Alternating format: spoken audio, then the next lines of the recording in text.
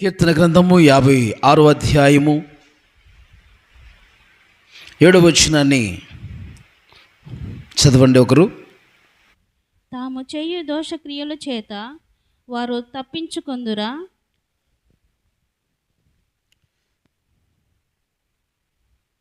తాము చేయు దోషక్రియల చేత వారు తప్పించుకొందురా.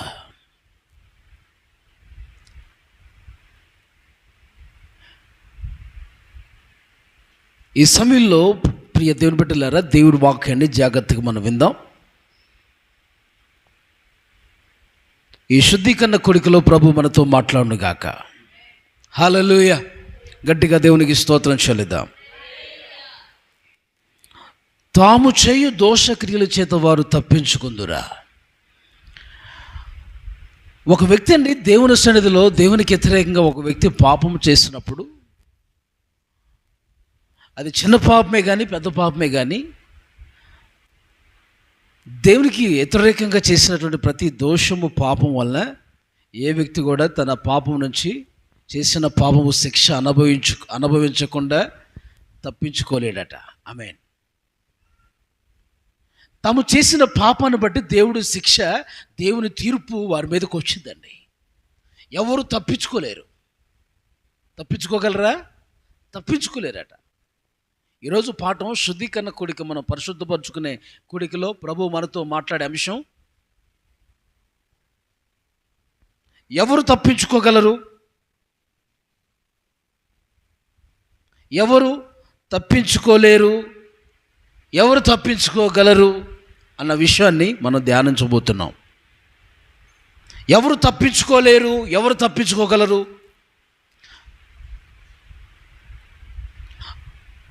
రాబోతున్న దేవుని ఉగ్రత నుంచి, దేవుని శిక్ష నుండి, దేవుని తీర్పుల నుండి, ఆ నరకాగ్ని గుండము నుండి ఆ సాతాను తప్పించుకోలేరు.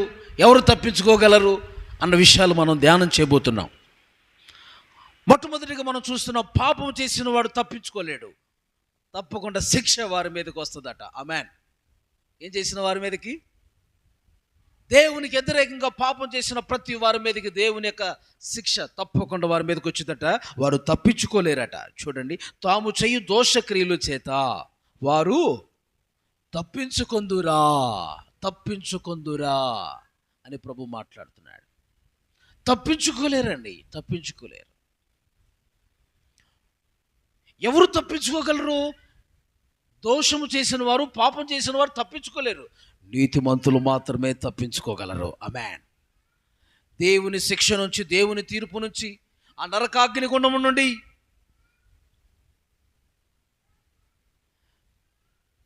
నీతిమంతులు మాత్రమే తప్పించుకోగలరు. దోషులు, పాపులు మాత్రం తప్పించుకోలేరు. వారి పాపము వారిని తప్పించుకొనివ్వదు. ఎక్కడున్నా కానీ చెప్పండి, లాక్కొని వస్తాడు దేవుడు. ఆమేన్. చెట్టు చాటున దాముకున్నాడు ఆదాం, చెట్టు కింద దాముకున్నాడు ఒక ఆయన. చెట్టు కింద ఉన్నాడు అంటే, చెట్టు కింద ఉన్నా, చెట్టు చాటునున్నా, చెట్టు పైన ఉన్నా, ఆయన చూసే దేవుడు. నీ పాపం ఏంటో దేవునికి తెలుసు. ఆమేన్. తప్పు చేస్తే, పాపం చేసిన వాడిని దేవుడు అండి విడిచిపెట్టడట. దేవుడు శిక్ష వారి మీదకి దేవుడు పంపిస్తాడట. అదే మనం చూస్తున్నాం ఇక్కడ. ఆదాము తప్పించుకున్నాడా? చెప్పండి. తప్పించుకోలే. దేవుని శిక్ష గురయ్యాడు. ఆకాను తప్పించుకున్నాడా? తప్పించుకోలేకపోయాడు. దాచుకున్నాడు, దాచిపెట్టాడు, తప్పించుకోలేకపోయాడు. గెహాజీ తప్పించుకున్నాడా? సొమ్ము తీసుకొస్తే మొత్తం దాచిపెట్టుకొని పక్కన ఏం ఎరగనట్టు వచ్చి నిలబడ్డాడు. తప్పించుకోగలిగాడా దేవుని యొక్క తీర్పు నుండి, దేవుని శిక్ష నుండి? కుష్ఠరోగం నయమాను తెచ్చుకున్న, నయమాను పోగొట్టుకున్న కుష్ఠరోగం చెప్పండి. గెహాజీ ఆ రోగాన్ని తెచ్చుకున్నాడు. తప్పు చేసిన వారిని దేవుడు విడిచిపెట్టడు, పాపం చేసిన విడిచిపెట్టడు. దేవుని శిక్ష వారి మీదకి వచ్చింది. తప్పించుకోలేరు. ఆకాశంకి ఎక్కినా, సముద్రంలో దాగినా, ఏ మూలనున్నా ఎవ్వరు తప్పించుకోలేరు. దోషము చేసిన వారు, పాపము చేసిన వారు ఎవరిని ప్రభు విడిచిపెట్టాడట. దేవుని శిక్ష వారి మీదకి, దేవుని తీర్పు వారి మీదకి వస్తుంది. ఆమేన్. అదే మరి మొట్టమొదటి మనం చూస్తున్నాం, ఎవరు తప్పించుకోలేరు? పాపము చేసిన వారు తప్పించుకోలేరు. పాపం చేసిన వారు తప్పించుకోలేరు. దేవుని శిక్ష వారి మీదకి వచ్చింది. నీతిమంతులుగా ఉన్నాడట. బైబిల్లో లోతు దినాల్లో ప్రజలు ఎలా ఉన్నారండి? లోతు దినాల్లో ప్రజలు చెప్పండి. చిన్నలు మొదలుకొని పెద్దల వరకు కూడా అందరూ కూడా కామ వికార చేష్టలతో నింపబడి ఉన్నారట. చూడండి, యాకోబు పేతురు పత్రికలో ఆ మాట మనం చూస్తాం. పేతురు పత్రికలో కూడా, 2వ పేతురు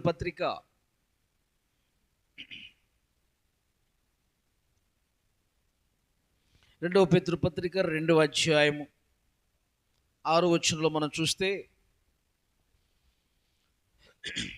మరియు సొదొమ గొమొర్రా పట్టణంలో భస్మము చేసి ముందుకు భక్తిహీనులకు వారికి వాటిని దృష్టాంతములుగా ఉంచుటకై వాటికి నాశనము విధించి దుర్మార్గుల కామ వికారయుక్తమైన నడవడి చేత బహు బాధపడిన నీతిమంతుడగు లోతును తప్పించెను. ఆ నీతిమంతుడగు లోతును తప్పించాడట. ఆ నీతిమంతుడు వారి మధ్యన కాపురం ఉండి, వారి మధ్య, ఎవరి మధ్య? పాపిష్టి ప్రజల మధ్య కామ వికారంతో, ఏమండి, దేవునికి వ్యతిరేకంగా భయంకరంగా పాపంలో బతుకుతున్నటువంటి చిన్నలు మొదలుకొని, ఏమండి, వృద్ధుల వరకు కూడా అందరూ పాపపు స్వభావాలతో జీవిస్తున్న వారి మధ్య ఎలా ఉన్నాడట? వారి మధ్య కాపురం ఉండి తాను చూచిన వాటిని బట్టి, వినిన వాటిని బట్టి వారు అక్రమమైన క్రియలను, అదిగో వారి అక్రమమైన క్రియల విషయములో దినదినము నీతిగల తన మనస్సును నొప్పించుకొనుచు వచ్చెను. భక్తులను శోధనల నుండి తప్పించుటకు దుర్నీతిపరులను ముఖ్యముగా మలినమైన దురాశ కలిగి, అదిగో భక్తులను శోధనలోంచి తప్పిస్తాడు అంటున్నాడు. దుర్నీతి పరులందరినీ ఎవరిని నిరాకరించక వారిని ప్రభుత్వం నిరాకరించి శిక్షలో ఉంచబడిన వారిని తీర్పు దినం వరకు కావలిలో ఉంచబడకు ప్రభు సమర్థుడు. ఆమేన్. గట్టిగా 2 చేతులెత్తి స్తోత్రం చెప్దాం. హల్లెలూయా. ఆ రోజుల్లో ఉన్న ఆ ప్రజల వలన నీతిమంతుడు లోతు అనుదినము బాధపడతా వచ్చాడట, నొప్పించబడుతూ వచ్చాడట. కానీ తాను నీతిమంతుడిగా ఆ రోజుల్లో బ్రతుకుతూ జీవిస్తూ ఉన్నాడు. హల్లెలూయా. వారందరూ చెడిపోయి ఉన్నారు, నేనొక్కడే పరిశుద్ధంగా నీతిగా బ్రతుకుతూ ఉన్నాడు. సేమ్ టైం మనం అలా చూడగలుగుతాం. నోవాహు దినాల్లో కూడా ప్రజలు ఎలా ఉన్నారండి? దేవునికి వ్యతిరేకంగా పాపము చేయొచ్చు వారందరూ కూడా దేవుని అవమానపరచువారుగా జీవిస్తున్నారు. అలాంటి జీవితం జీవిస్తున్నటువంటి వారిని బట్టి నోవాహు కూడా ఎంతో వేదన పడుతూ ఉన్నాడు. ఆ రోజుల్లో వారెలా ఉన్నప్పటికీ నోవాహు మాత్రం నీతిమంతుడిగా, అండి, దేవునితో నడిచిన వాడుగా, నిందారహితుడిగా జీవిస్తున్నాడు. హల్లెలూయా. అర్థమవుతుందండి? ఈ పాపపు లోకంలో మనం ఎలా బ్రతకాలి? వారిలాగా మనం ఉండాలా? వారికంటే మనం భిన్నంగా, అంటే వేరుగా మనం బ్రతకాలా? చెప్పండి. ఎలా ఉండాలి? మనం వేరుగానే బ్రతకాలి. వారి వలె మనం చెప్పాలి. మీరు వారి వలె ఉండకూడదు కదా. వారు జీవిస్తున్నట్టు మనం ఉండకూడదు కదా. తన తరంలో ప్రజలు ఎలా ఉన్నా కానీ తాను మాత్రం దేవుని సన్నిధిలో నీతిమంతుడుగా, దేవునితో నడిచిన వాడుగా, నిందారహితుడిగా జీవిస్తూ ఉన్నాడు. గట్టిగా చప్పలు కొడుతూ ప్రభు నామమును స్తుతించుగా. ఆమేన్. మనం అలా ఉండాలని ప్రభు ఆశపడుతున్నాడు. Praise the Lord. నీవు అలా ఈ లోకంలో బ్రతకాలి. లోకం పాపంతో నింపబడిపోయింది, లోకం కృపతో నింపబడిపోయిందని ఒక చోట ఉంది. కాబట్టి దేవుని బిడ్డలారా గమనించండి, ప్రభు సన్నిధిలో మనం తప్పించబడాలంటే ఈ లోకంలో నీతిమంతులుగా జీవిస్తే మనం తప్పించబడతాం. ఆమేన్. దేవుని ఉగ్రత నుంచి, దేవుని శిక్ష నుండి, ఆ నరకాగ్ని గుండము నుండి మనం తప్పించబడాలంటే ఏం చేయాలి? దోషులుగా, పాపులుగా బ్రతికితే మనం తప్పించబడలేం. ఎంత మాత్రం తప్పించబడలేం. నీతిమంతులుగా ఈ లోకంలో మనం బ్రతుకుతూ మన ముందున్న భక్తుల వలె మనం జీవిస్తూ ముందుకు నడిచినప్పుడు వారు తప్పించబడినట్లుగా మనము కూడా చెప్పండి తప్పించబడతాం. రాబోతున్నటువంటి దేవుని తీర్పు, దేవుని శిక్షల ముందు మనం తప్పించబడతాం. ఆమేన్. గట్టిగా దేవునికి స్తోత్రం చెల్లిద్దాం. హల్లెలూయా. నెంబర్ 2, రెండోది, ఎవరు తప్పించుకోలేరు? దేవుని యొక్క ఉగ్రత నుంచి, దేవుని శిక్ష నుండి, దేవుని తీర్పు నుండి, దేవుని యొక్క ఆ యొక్క నరకాగ్ని గుండము నుంచి ఎవరు తప్పించుకోలేరు? మనం చూస్తే మత్తయి సువార్త 23వ అధ్యాయము 33వ వాక్యంలో ఒక మాట మనం చూస్తాం. సర్పములారా, సర్ప సంతానమా, నరక శిక్షను మీకెలాగ తప్పించుకొందురు? నరక శిక్ష నుండి ఎలాగో తప్పించుకొందురు? అందుచేత చాలు. సర్పములారా, సర్ప సంతానమా, నరకాగ్ని నుండి, నరక శిక్ష నుండి ఎలా తప్పించుకుంటారు?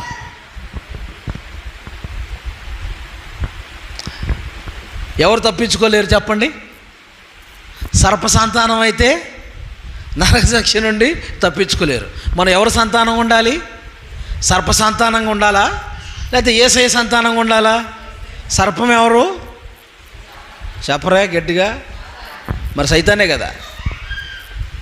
యోహాను బాప్తిసం ఇస్తూ ఏమని పిలుస్తాడు? ఓ ఈ సర్ప సంతానమా, రాబో ఉగ్రత నుంచి తప్పించుకున్నట్టుకు మీకు బుద్ధి చెప్పిన వాడెవడు అనంటూ బాప్తిసం తీసుకోవడానికి వస్తున్న వారందరితో ఆయన చెప్తూ మాట్లాడుతున్నాడు. అంటే ఇప్పుడు సర్ప సంతానం ఎవరు చెప్పాలి? సర్పం అంటే సాతాను. ఇప్పుడు సాతాను పిల్లలుగా మనం ఈ లోకంలో బ్రతికితే మనం తప్పించుకోగలమా? దేవుని శిక్ష నుండి, ఆ నరకాగ్ని మనం తప్పించుకోగలమా? రాబోతున్న ఉగ్రత నుంచి మనం తప్పించుకోగలమా? తప్పించుకోలేం.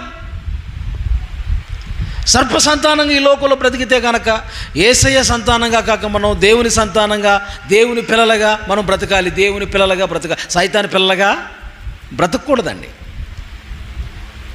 ఆమేన్. అందుకే ఇక్కడ అంటాడు, మారు మనసు తగిన ఫలములు ఫలించండి. ఆమేన్. సర్ప సంతానమా, రాబో ఉగ్రత నుంచి మీకు బుద్ధి చెప్పిన వాడు ఎవడు అని చెప్తూ మారు మనసు తగిన ఫలములు ఫలించండి అంటాడు అక్కడ. ఆమేన్. మత్తయి సువార్త 3వ అధ్యాయము 7వ వచనంలో ఆ మాట మనం చూస్తాం. మారు మనసుకు తగిన ఫలములు ఫలించండి, మీకు బుద్ధి చెప్పిన వాడెవడు అని చెప్పేసి వారితో మాట్లాడతాడు. కాబట్టి ప్రియులారా గమనించండి, సర్ప సంతానముగా, సాతాను పిల్లలుగా మనం ఉన్నట్లయితే, దేవుని పిల్లలుగా మనం ఉండక సాతాను పిల్లలుగా మనం ఈ లోకంలో బ్రతికితే దేవుని ఉగ్రత నుంచి మనం తప్పించుకోలేమండి. ఆమేన్. దేవుని శిక్ష నుంచి మనం తప్పించుకోలేమండి. గమనించాలి.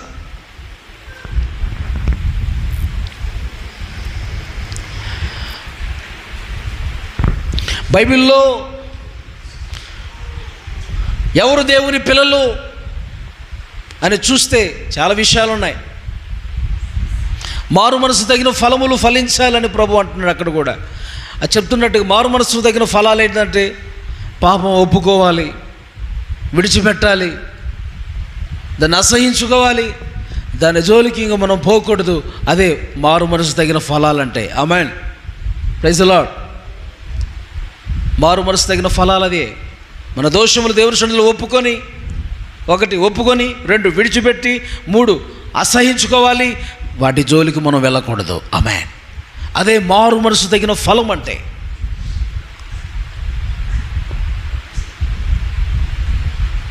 ఇదివరకు తాగేవాడివి, ఇదివరకు తిరిగేవాడివి, మళ్ళీ నీకు ఎవరైనా తాగుతున్నారనుకో, ఎవరైనా సిగరెట్ తాగుతున్నారనుకో, ఎవరైనా మందు తాగుతున్నారనుకో, ఆ వాసన నీకు పడకూడదు. ఆమె చెప్పండి. ఎవరైనా పక్కన సొట్టకాలుతుంటే చి అని చెప్పి లేచి పక్కకు రావాలి. ఆమేన్. ఎవరైనా తాగుతుంటే ఆ వాసన పడక నువ్వు లేచి పక్కకు రావాలి.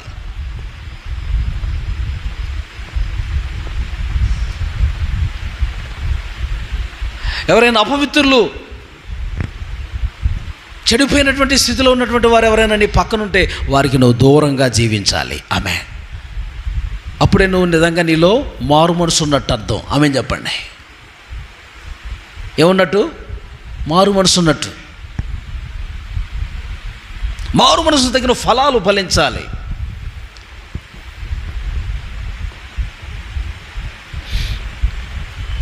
దేవుని పిల్లలు ఎలా ఉంటారు, సాతాను పిల్లలు ఎలా ఉంటారు అని మనం బైబిల్లో చూస్తే, దేవుని పిల్లలు దేవుని అంగీకరించిన వారుగా ఉంటారని రాయబడి ఉంది. ఆమేన్.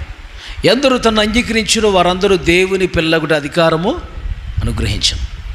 దేవుని అంగీకరించిన వారందరూ దేవుని పిల్లలు, దేవుని అంగీకరించిన వారు సైతాను పిల్లలు, పాము పిల్లలు. ఆమేన్. సర్పసంతానం వాళ్ళు. 2, సమాధానం ఉండేవాళ్ళు దేవుని పిల్లలు, సమాధానం లేకుండా ఊరుకునే గొడవలు పెట్టుకునే వారు ఎవరు పిల్లలు? సైతాను పిల్లలు, సర్పసంతానం వాళ్ళు. ఎవరి సంతానం? సర్పసంతానం. మనం ఎవరి సంతానం ఉండాలి? దేవుని సంతానం ఉండాలంటే పక్కన వాళ్ళతో గొడవలు పెట్టుకోవచ్చా? మన సాతాను పిల్లలు. అలా ఉన్నట్లయితే దేవుని శిక్ష మనం తప్పించుకోలేము. ఆమేన్. దేవుని శిక్ష మన మీదకి వచ్చే అవకాశం ఉంటుంది.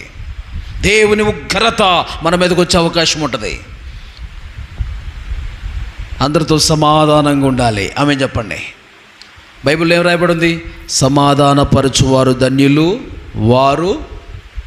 వారు సైతాను పిల్లలు అనబడుదురు అనుందా? ఏమనుంది? దేవుని కుమారులు అనబడుదురు అని ఉందా అండి? Praise the lord. సమాధానపరచువారు ధన్యులు, వారు దేవుని కుమారులు కుమార్తెలని అనబడుదురు. Praise the lord. అది నువ్వేమో ప్రేమించేవారినే ప్రేమిస్తావాయా, శత్రువులు ప్రేమించవు. ప్రభు అన్నాడు, నీ శత్రువులు కూడా నువ్వు ప్రేమిస్తేనే నా పిల్లలు అన్నాడు. ఆమేన్ చెప్పండి. మనల్ని ప్రేమించే వారిని ప్రేమిస్తే నువ్వు దేవుని పిల్లల లెక్కలోకి, జాబితాలోకి రావు. నీకు శత్రువులుగా ఉన్న వారిని కూడా నువ్వు ప్రేమించాలి. అప్పుడు నువ్వు ఎవరట? వారు దేవుని పిల్లలు అంటాడు. ఊరికి గొనుక్కుంటూ సొనుక్కుంటూ ఉంటారండి కొంతమంది ఇంట్లో. భార్య భర్త మీద, భర్త భార్య మీద, భార్య ఏమండి ఇలాగా పిల్లల మీద ఏమండి చెబుతున్నా అండి, అలా సొనుక్కుంటూ ఉంటారు. తన పిల్లల మీద కూడా సొనుక్కుంటారు కొంతమంది, గొనుక్కుంటూ ఉంటారు ఊరికే. అంతేకాదు, అత్త మీద, కోడల మీద, అత్త కోడల మీద, అంటే రివర్స్ అంతా గొనుగుళ్ళు, సొనుగుళ్ళు. అలాంటి వారు సైతాను పిల్లలు. ఎవరు పిల్లలు చెప్పండి? సొనుగుళ్ళు, సంశయాలు కలిగిన వాళ్ళు ఎవరు పిల్లలు? సొనుగుళ్ళు, గొనుగుళ్ళు ఉన్నోళ్ళు ఎవరు పిల్లలు? గట్టిగా చెప్పాలి మీరు. మరి సైతాను పిల్లలేనండి వాళ్ళు. దేవుని పిల్లలు అయితే మాత్రం అలా గొనిగే చచ్చారు. ఎంతమంది చచ్చారు? కొరింథీ పత్రిక 10వ అధ్యాయంలో రాయబడింది, సొనిగి చచ్చారు. వారిలో కొందరు శోధించి సర్పం వల్ల నశించిరి. మీరు సొనగకుడి, వారిలో కొందరు సొనిగి సంహరకుని చేత నశించిరి. ఆమేన్. అప్పు సొనుగుళ్ళు, గొనుగుళ్ళు కలిగిన వారు కూడా దేవుని పిల్లలు కాదు. సొనుగుళ్ళు, సంశయాలు, అనుమానాలు, సందేహాలు లేని వాళ్ళే దేవుని పిల్లలు. ఆమేన్. నేను చెప్పే ప్రతి దానికి రిఫరెన్స్ ఉన్నాయి. ప్రియులారా గమనించండి. మీరు దేవుని పిల్లలుగా ఈ లోకంలో బ్రతుకుదురుగాక. దేవుని సంతానంగా మనం ఉంటేనే దేవుని ఉగ్రత నుంచి, రాబోతున్న దేవుని శిక్ష నుంచి మనం తప్పించబడతాం. ఆమేన్. తప్పించబడతాం, లేదా మనం తప్పించబడలేం. తప్పించుకోలేం. దేవుని ఉగ్రతను తప్పించుకోలేం, దేవుని శిక్షను తప్పించుకోలేం, ఆ నరకాగ్ని గుండాన్ని మనం తప్పించుకోలేం. దేవుని సంతానంగా మనం ఉండాలి. ఆమేన్. ఎవరు సంతానంగా ఉండకూడదు చెప్పాలి మీరు? సర్ప సంతానంగా సైతాను పిల్లల్లాగా మనం ఉండకూడదండి. సాతాను పిల్లలు ఎలా ఉంటారో మనం ఇప్పుడు దాకా చూసాం. సొనుగుళ్ళు గొనుగులు కలిగేవారు సైతాను పిల్లలు. ఏమండి, గొడవలు పెట్టుకునే వాళ్ళు సైతాను పిల్లలు. ఇంకెవరండి చెప్పండి? దేవుని అంగీకరించిన వారు దేవుని పిల్లలు.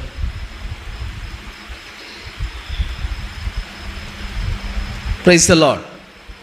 ఎందరూ ఆత్మచేత నడిపించబడతారో వారు దేవుని పిల్లలు. ఆమేన్. ఆత్మచేత నడిపించబడే వారందరూ దేవుని పిల్లలు. ఎవరు దేవుని పిల్లలు అని టైటిల్ పెట్టుకుంటే ఎన్నో వస్తాయి. కాబట్టి సర్ప సంతానంగా ఎవరైతే ఉంటారో వారు తప్పించుకోలేరు. ఆమేన్. మూడో విషయం మీతో మాట్లాడతాను. మూడో విషయం, ఓబద్యా గ్రంథం 1వ అధ్యాయం 18వ వచనం. ఓబద్యా గ్రంథం 1వ అధ్యాయం 18వ వచనం.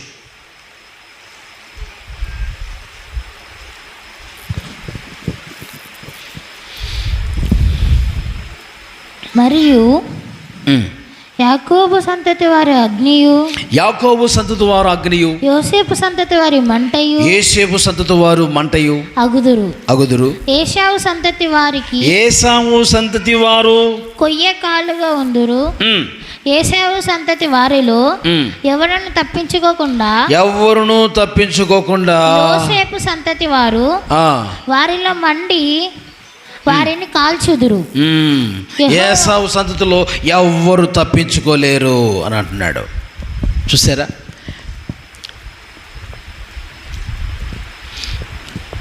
ప్రియులారా, ఏశావు సంతతిలోనట ఉన్నటువంటి వారు ఎవ్వరు తప్పించుకోలేరట. చూసారా? ఏశావు సంతతి వారు ఏమైనా ఇక్కడ చెప్పండి. ఏ సంతతి వారిలో ఎవరు తప్పించుకోలేరు. ఎవరు ఏశావు సంతతి? ఏశావు ఏం చేశాడు? ఎవరయ్యా ఏశావు? ఇస్సాకు కొడుకు ఏశావు. ఒక్క పూట కూటి కోసం జ్యేష్ఠపు హక్కును అమ్ముకున్న వ్యక్తి ఏశావు. ఒక్క పూట కూటి కోసం జ్యేష్ఠపు హక్కును అమ్ముకున్నాడు. దాన్ని బట్టి మనం ఏం అర్థం చేసుకోవాలి తెలుసా? ఈ లోక సంబంధమైన ఆశీర్వాదాల కోసం, ఈ లోక సంబంధమైన దీవెనల కోసం, ఆశీర్వాదాల కోసం ఏమండి ప్రాకులాడేవారు ఎవరైతే ఉంటారో, పరలోక సంబంధమైన ఆశీర్వాదాల మీద మనసు పెట్టరో, ఎవరు మనసు పెట్టరో, వాటిని ఎవరైతే తృణీకరిస్తారో పరలోక సంబంధమైన ఆశీర్వాదాలను, ఈ లోక సంబంధమైన ఆశీర్వాదాల కోసం, తిండి కోసం, ఈ శరీరం మీద ఇలాగా ఆశలు కలిగిన వారు, ఈ లోకం మీద ఆశలు కలిగిన వాళ్ళు, అలాంటి వాళ్ళు చెప్పండి ఎంత మాత్రం దేవుని శిక్షను తప్పించుకోలేరు. ఆమేన్. దేవుని శిక్షణ చేత మాత్రం తప్పించుకోలేరు. దేవుని ఉగ్రత నుంచి తప్పించుకోలేరండి. ఈ లోక సంబంధమైన ఆశలు, ఈ లోక సంబంధమైన వాటి మీద ఆశలు, శరీరం మీద, తిండి మీద, ఈ లోకాశల మీద ఏమండి జీవించేవారు ఎంత మాత్రం కూడా దేవుని ఉగ్రత నుంచి తప్పించుకోలేరు. జాగ్రత్త. ఆమేన్. మనం తప్పించబడాలంటే ఏం చేయాలి? ఈ లోక సంబంధమైన వాటి కోసం మనం ప్రాకులాటం కాదు. అవి కావాలి, ఇవి కావాలని ఈ శరీరం కోసం మనం ప్రాకులాటం కాదు. ఈ శరీరాశలను, శరీర కోరికలను ఏమండి ఈ లోకంలో అనుభవించడం కాదు. క్రమం లేక అక్రమముగా బ్రతకటం కాదు. ఎలా అండి? దేవుని వాక్యం సెలవిస్తుంది, పరలోక సంబంధమైన వాటి మీద మనం ఆశ పెట్టుకోవాలి. ఆమేన్. పరలోక సంబంధమైన ఆశీర్వాదాల కొరకు పరలోకం మీద మన దృష్టి కలిగి మనం ఈ లోకంలో బ్రతకాలి. అప్పుడే మనం చెప్పండి తప్పించబడతాం. ఈ లోకం మీదకి రాబోతున్న ఉగ్రత నుంచి, శిక్ష నుంచి తప్పించబడతాం మనం. ఆమేన్. ఈ లోక సంబంధమైన వాటి మీద నువ్వు ఆశలు పెట్టుకుంటే, వాటి మీద వీటి మీద నువ్వు ఆశలు పెట్టుకుంటే తప్పించుకోలేవు. కానీ పరలోక సంబంధమైన వాటి మీద ప్రభువు మీద పరలోక పట్టణంలో పరలోకమందు మన కొరకు సిద్ధపరచబడినటువంటి బహుమానాల మీద నువ్వు ఆశ పెట్టుకుంటే ఏమండి తప్పించబడతాం. దేవునికి స్తోత్రం, హల్లెలూయా. అది పరలోక సంబంధమైన వాటి మీద మనం ఆశ పెట్టుకోవాలి. ఈ లోకం మీద ఏమండి ఈ లోక సంబంధమైన వాటి మీద అవి కావాలి ఇవి కావాలని ఈ యాసవ ఏం చేశాడు? ఒక పూట కూడి కోసం జ్యేష్ఠ భక్కునే దేవుని ఆశీర్వాదాలను ఏం చేశాడు చెప్పండి? తృణీకరించేసుకున్నాడు.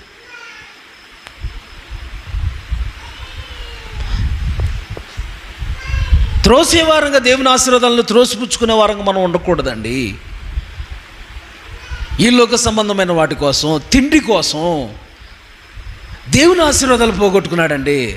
ఈ లోక సంబంధమైన ఆశీర్వాదాల కోసం అది కావాలి ఇది కావాలి అని మనం ప్రాకులాటం కాకుండా దేవుని కోసం మనం ప్రయాసపడి దేవుని రాజ్యం కొరకు మనం ఆశ కలిగి ఏమండి దేవుని మీద దేవుని యొక్క రాజ్యం కొరకు మన దృష్టి కలిగి ఆశ కలిగి మనం జీవిస్తూ ఉందుముగాక. హల్లెలూయా, హల్లెలూయా. చూడండి, నెంబర్ 4, 4 విషయం మీతో మాట్లాడుతున్నాను. హెబ్రీ పత్రిక 2వ అధ్యాయం 3వ వచనంలో మనం చూస్తే, హెబ్రీ పత్రిక 2వ అధ్యాయం 3వ వచనంలో ఇంత గొప్ప రక్షణ మనము నిర్లక్ష్యం చేస్తే ఎలాగో తప్పించుకుంటాం. దేవుని రాబోతున్న శిక్ష నుండి, రాబోతున్న ఉగ్రత నుంచి మనం ఎలా తప్పించుకుంటాం? దేవుని రక్షణ మనం నిర్లక్ష్యం చేస్తే ఎలా తప్పించుకుంటాం? నిర్లక్ష్యం చేయొచ్చా? దేవుని రక్షణ నిర్లక్ష్యం చేయొచ్చా? దేవుని సన్నిధి నిర్లక్ష్యం చేయొచ్చా? దేవుని కార్యాలను నిర్లక్ష్యం చేయొచ్చా? నిర్లక్ష్యం చేస్తే ఎలా తప్పించుకుంటాం మనం? జాగ్రత్త పడదుము గాక. రక్షణ మనం నిర్లక్ష్యం చేయకూడదు. రక్షకుడైన మన యేసయ్యను నిర్లక్ష్యం చేయకూడదు. రక్షణకర్త అయిన యేసయ్యను నిర్లక్ష్యం చేయకూడదు. రక్షణ మార్గంలో నడవడానికి నిర్లక్ష్యం చేయకూడదు. రక్షణ పొందడానికి నువ్వు నిర్లక్ష్యం చేయకూడదు. అలా నిర్లక్ష్యం చేసి చాలామంది నష్టపోయారు. నిర్లక్ష్యంగా ఈ లోకంలో ఉండొద్దు. దేవుని సన్నిధి పట్ల నిర్లక్ష్యంగా ఉండొద్దు. ప్రార్థించే విషయంలో నిర్లక్ష్యంగా ఉండొద్దు.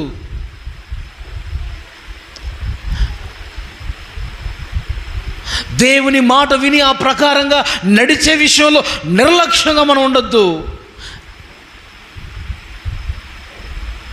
నిర్లక్ష్యంగా ఉంటే మనం ఎలాగా చెప్పండి, పూర్తి చేయండి. ఎలాగా తప్పించుకుంటాం అనండి. ఎలాగా తప్పించుకుంటాం? ఎలా తప్పించుకుంటాం? క్వశ్చన్ మార్క్ ఏంటి? ఎలాగా తప్పించుకుంటాం? ఎలా తప్పించుకుంటాం? నిర్లక్ష్యం చేస్తే తప్పించుకోలేం. నిర్లక్ష్యం చేయకుండా శ్రద్ధ కలిగి ఉంటే తప్పించబడతాం. ఆమెను చెప్పండి. నిర్లక్ష్యం చేయకుండా శ్రద్ధ కలిగి నువ్వు దేవుని సన్నిధిలో ఉంటే, నిర్లక్ష్యం చేయకుండా శ్రద్ధ కలిగి నువ్వు దేవుని మీద మనసు నిలిపితే, రక్షకుడైన దేవుని మీద నువ్వు మనసు నిలిపితే తప్పించబడతావు. హల్లెలూయా, హల్లెలూయా. రాబోవు ఉగ్రత నుంచి, శిక్ష నుంచి నువ్వు తప్పించబడతావు. ఆయన మీద నువ్వు, రక్షకుడైన ప్రభు మీద నువ్వు నిర్లక్ష్యం చేయక, ఆయన లక్ష్యం ఉంచితే ఆయన మీద నువ్వు మనసు ఉంచితే, రక్షణ పొందటానికి కూడా ఏమండి రక్షణ యందు నిర్లక్ష్యం చేయక, రక్షణ యందు కూడా నువ్వు లక్ష్యం ఉంచితే, మనస్సు ఉంచితే నువ్వు తప్పించబడతావు.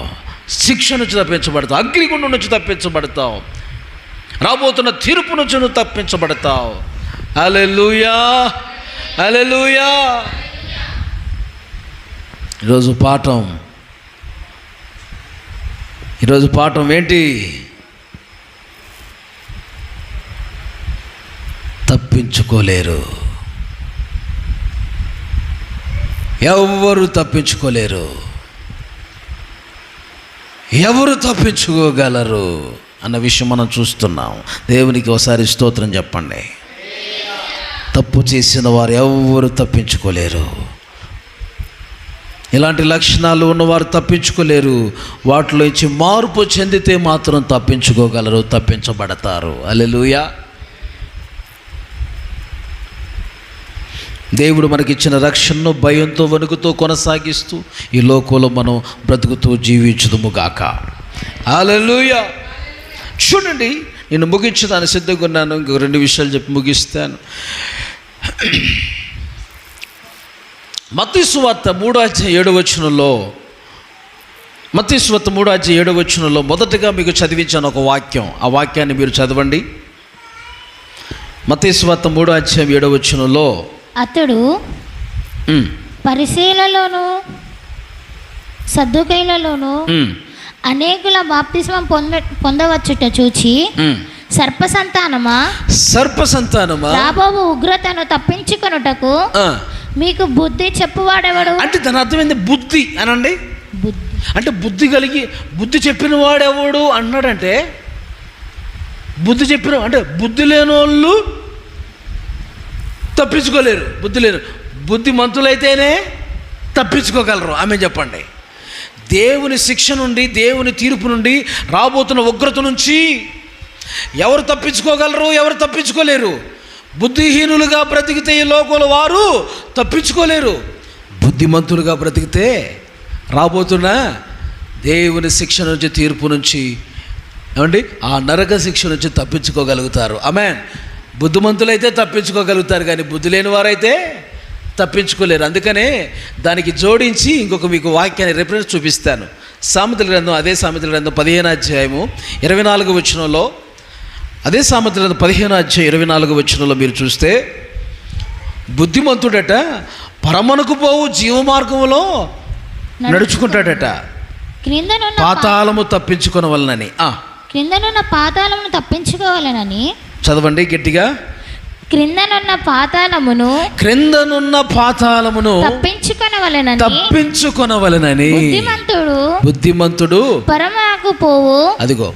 పరమునకు పోవు జీవ మార్గములో నడుచుకుంటాడు. బుద్ధిమంతుడైతే ఏం తప్పించుకోవాలని? పాతాళమును. అయ్యా, క్రిందనున్న పాతాళము తప్పించుకోవాలని పరమునకు పోయే జీవ మార్గంలో నడుచుకుంటాడంట. ఎవరోళ్ళు? బుద్ధిమంతులు. చెప్పండి, బుద్ధిమంతులైతే తప్పించబడతారు. ఆమె చెప్పండి. బుద్ధిహీనులుగా జీవిస్తే ఎంత మాత్రం వారు తప్పించుకోలేరు దేవుని శిక్ష నుండి. ఎంత మాత్రం వారు తప్పించుకోలేరు దేవుని ఉగ్రత నుండి, దేవుని తీర్పు నుండి, ఆ నరక శిక్ష నుండి. నువ్వు తప్పించబడాలంటే బుద్ధిమంతులుగా ఈ లోకంలో బ్రతకాలి. వారే తప్పించబడతారు. ఆమేన్. వారు తప్పించబడతారు.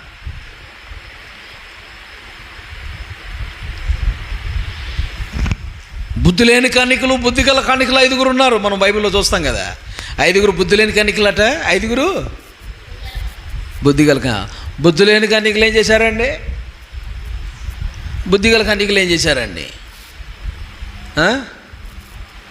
చెప్పండి అమ్మా, చెప్పండి. ఏం పట్టుకున్నారు? నూనె పట్టుకున్నారా? అయ్యా ఏం పట్టుకున్నారయ్యా? నూనె పట్టుకొని దివిటీల్లో బుద్ధి గల కన్నికలు, బుద్ధి లేని కన్నికలు వాళ్ళు పట్టుకుని వీళ్ళు పట్టుకున్నారండి నూనె. అయితే వీళ్ళు ఎక్కువ పట్టుకున్నారు, వాళ్ళేమో తక్కువ పట్టుకున్నారు నూనె. వాళ్ళు కొంచెం దూరం వెళ్ళేసరికి ఆరిపోయినాయంట.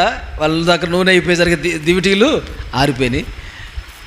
అంటే సరిపడినంత నూనె బుద్ధి లేని వాళ్ళు, బుద్ధి లేని కన్నికల దగ్గర ఏం లేదు, సరిపడినంత నూనె లేదు. అందుకని దివిటీలు ఆరిపోయినాయి. బుద్ధి గల కన్నికలైతే సరిపడినంత నూనె వారి దగ్గర ఉంది. ఆమె దేవుని ఎదుర్కోగలిగినంత నూనె చెప్పండి వారి దగ్గర ఉంది. దేవుని ఎదుర్కొనే సిద్ధపాటు మనలో ఉండాలి. ఆమె చెప్పండి. బుద్ధిమంతులుగా ఈ లోకంలో మనం ఉంటేనే తప్పించబడతాము, రక్షించబడతాం. బుద్ధిహీనుల్లాగా, ఆ బుద్ధి లేని కన్నికల్లాగా మనం ఉంటే ఏమవుతామండి? ప్రభుని ఎదుర్కోగలమా? ఎదుర్కోలేము. దేవుని శిక్షకు, దేవుని ఉగ్రతకు మనం లోనైపోతాం. జాగ్రత్త. బుద్ధి లేని వారు ఎలా తప్పించుకుంటారు? తప్పించుకోలేరు దేవుని శిక్ష నుండి. బుద్ధిమంతులైతేనే తప్పించుకోగలరు. Praise the lord. బుద్ధిమంతులైతేనే తప్పించుకోగలరు దేవుని ఉగ్రత, దేవుని శిక్ష నుండి. నెంబర్ 7, ఆఖరిగా నేను చెప్పి ముగిస్తాను. నువ్వు ఈ లోకంలో వెనకబడిపోతే కనుక, ఈ లోకంలో దేవుళ్ళు నడవటం విషయంలో వెనకబడితే నువ్వు మాత్రం తప్పించుకోలేవు. నువ్వు మాత్రం నరక శిక్షని దాని నుండి తప్పించుకోలేవు. తప్పించుకొని ఎంత చూసినా రారాని లాగేస్తుంది నిన్ను. వెనకబడకూడదు దేవుళ్ళో. ఆమె చెప్పండి. నువ్వు వెనకబడ్డావా దేవుళ్ళో, నువ్వు మాత్రం తప్పించుకోలేవు. ఎక్కడున్నా లాక్కొస్తాడు దేవుడు. ఆమె చెప్పండి. వెనకబడిన స్థితిలో ఉంటే దేవుడు ఏం చేస్తాడు చెప్పండి? మళ్ళీ లాక్కొస్తాడు. నువ్వు తప్పించుకోలేవు. ఎంత మాత్రం వెనకబడకుండా ఏం చేయాలి? ముందు పడాలి మన దేవుళ్ళు. ఆమె చెప్పండి. దేవుళ్ళు ఎలా ఉండాలి? ముందు పడాలి, ముందు ఉండాలి. మొదటి వారుగా మనం ఉందముగాక, కడపటి వారుగా మనం ఉండకూడదు. మొదటి వారుగా మనం ఉండాలి. చూడండి, రిఫరెన్స్ ఇస్తాను. 2వ పేతురు పత్రిక 2వ అధ్యాయం 20వ వచనం. 2వ పేతురు పత్రిక 2వ అధ్యాయం 20వ వచనం. మనం ముగించుకోవడానికి సిద్ధంగా ఉన్న ఆఖరి విషయం మనం చూస్తున్నాం కదా. 2వ అధ్యాయం 20వ వచనంలో ఎవరైబడి ఉంది? గట్టిగా చదవాలందరూ. వారు ప్రభువును రక్షకుడైన యేసుక్రీస్తు విషయమై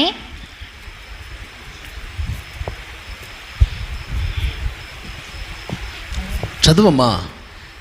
వారు ప్రభువును రక్షకుడైన యేసుక్రీస్తు విషయమై అనుభవ జ్ఞానము చేత ఈ లోక మాలిన్యమును తప్పించుకొని తర్వాత మరలా వాటిలో చిక్కుబడి వాటి చేత జయం. మళ్ళీ చదవండి.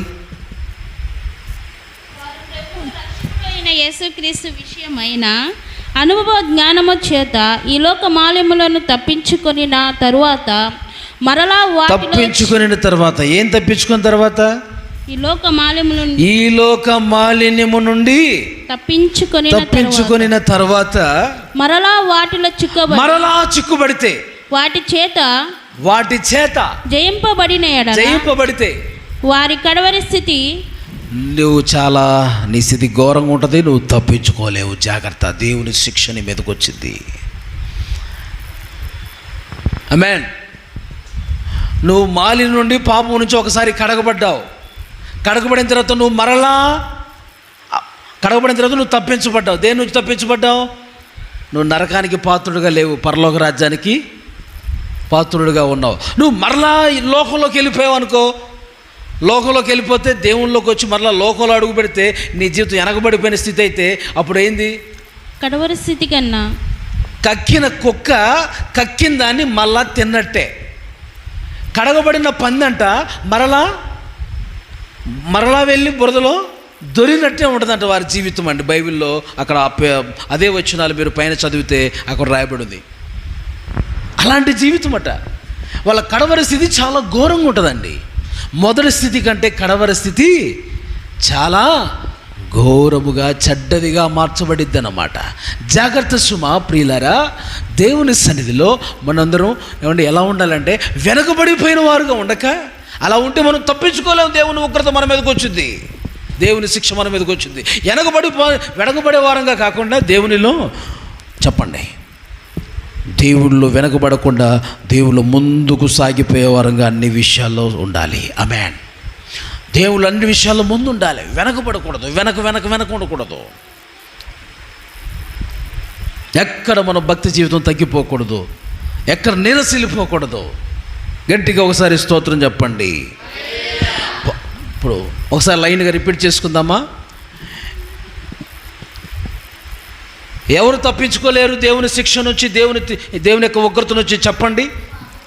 పాపం చేసేవారు తప్పించుకోలేరు, నీతిమంతులైతే తప్పించబడతారు. నెంబర్ 2, సర్పసంతానంగా సాతాను పిల్లల్లాగా మనం ఉంటే దేవుని ఉగ్రత నుంచి మనం, దేవుని శిక్ష నుంచి, నరక శిక్ష నుంచి మనం తప్పించుకోలేము. కానీ దేవుని పిల్లలుగా మనం ఉంటే తప్పించబడతాము.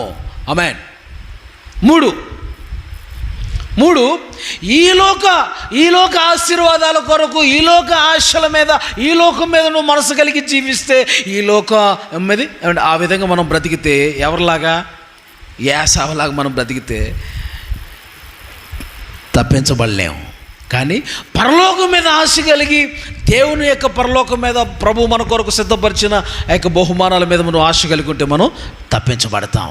దాని మీద ఆశ పెట్టుకోవాలి. ప్రభువు మీద ఆశ పెట్టుకుని లోకంలో బ్రతికితే వారే దేవుని శిక్ష నుంచి తప్పించబడతారు. ఆమేన్. నెంబర్ 4, రక్షణని నిర్లక్ష్యం చేసిన వారు చెప్పండి తప్పించుకోలేరు. రక్షణ యందు లక్ష్యం ఉంచిన వారు మాత్రమే తప్పించబడతారని నేర్చుకున్నాం. రక్షణ యందు లక్ష్యం ఉంచిన వారు మాత్రమే, నిర్లక్ష్యం కాదు, ఏంటది లక్ష్యం ఉంచిన వారు మాత్రమే తప్పించబడతారు. 6 విషయాలేనా? 6 విషయాలు. 7వది మీతో చెప్పడం మర్చిపోయినట్టున్నా నేను. 7వది కూడా మరి పూర్తి చేద్దాం. మరి రోమపత్రిక 2:3 ఉంటుందండి. ఆ మాట ఏమని ఉంటుందంటే, రోమపత్రిక 2:3 అక్కడట, నీవు తప్పు చేస్తూ ఎదుటివారికి నువ్వు తప్పు చేస్తున్నావు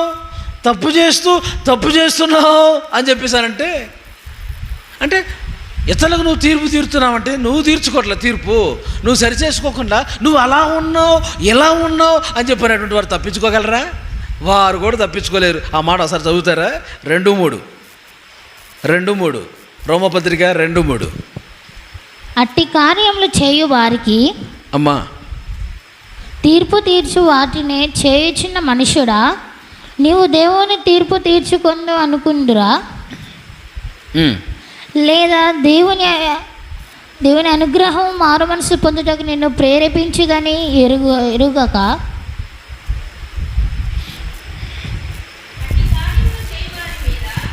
దేవుడి తీర్పు సత్యమును అనుసరించినదే అని ఎరుగుదుము.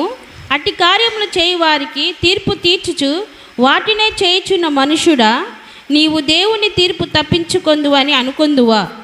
అది దేవుడి తీర్పును తప్పించుకుందని అనుకుంటావా? దేవుని శిక్ష నుంచి తప్పించుకోలేవు. అంటే నీ కంట్లోనేమో నలుసుంది, ఇతరుల కంట్లో ఏం చూస్తున్నావు? నీ కంట్లో దూలం ఉంది, ఇతరుల కంట్లో నలుసుని చూస్తున్నావు అంటాడు ప్రభు ఒకరోజు. నువ్వు సరి చేసుకోవట్లేదు కానీ ఇతరుల్ని సరి చేసుకో అని చెప్తున్నావు.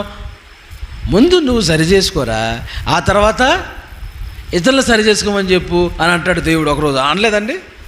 ముందు మీ కంట్లో ఉన్న దూలాన్ని తీసేసుకొని ఇతరుల కంట్లో నలుసును చూడండి, తీసివేయగలరు అప్పుడు అని అంటాడు. అంటే ముందు మనం సరి చేయబడుతూ, అంటే మనం సరి చేయబడుతూ మనం నీతిగా ఉంటూ ఇతరులు నీతిగా ఉండమని చెప్తే వారు అప్పుడు ఉంటారట. గట్టిగా స్తోత్రం చెప్దాం. హల్లెలూయా. అదనమాట.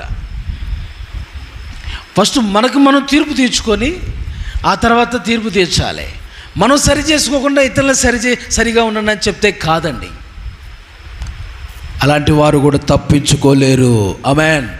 అలాంటి వారు కూడా దేవుని ఉగ్రత నుంచి తప్పించుకోలేరు. కాబట్టి జాగ్రత్త పడదాం. మళ్ళీ మనం సరి చేసుకోమని చెప్దాం. అరే ఇలా ఉండరా అని చెప్దాం, ఎలా ఉండమ్మా అని చెప్దాం. వారే తప్పించబడతారు. హల్లెలూయా. ఇది ఈరోజు పాఠం ఏంటి చెప్పండి? ఎవరు తప్పించుకోగలరు, ఎవరు తప్పించుకోలేరు? మనం దేవుని యొక్క వాక్యాన్ని నుంచి చూసాం.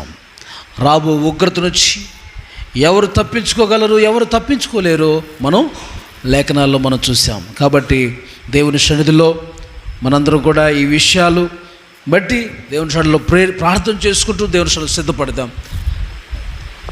కాబట్టి కృపను దయచేయునుగాక. ఆమేన్. అందరూ మోకరించండి. ప్రభువా స్తోత్రం నాయనా, వందనాలు. నీ సన్నిధి